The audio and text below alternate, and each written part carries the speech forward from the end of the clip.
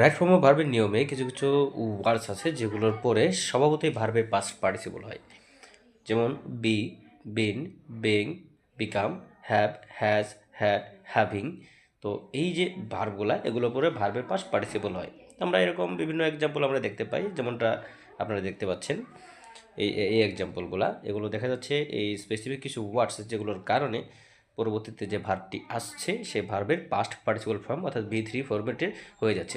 এছাড়াও আমরা আরও কিছু বিষয় আছে, আরও কিছু ক্ষেত্র আছে যেখানে ভার্বের পাস্ট পার্টিসিপল ব্যবহার করি, যেমন পেসিভ ভয়েস। পেসিভ ভয়েসের ক্ষেত্রে মেন ভার্বটা নর্মালি ভার্বের পাস্ট পার্টিসিপল হয়, অক্সিলারি ভার্বের পরে নর্মালি ভার্বের পাস্ট পার্টিসিপল হয়। এরকম আমরা যতগুলো পেসিভ ভয়েস দেখি প্রত্যেকটা ক্ষেত্রেই কিন্তু আমরা এই সেম জিনিসটা দেখতে পাই।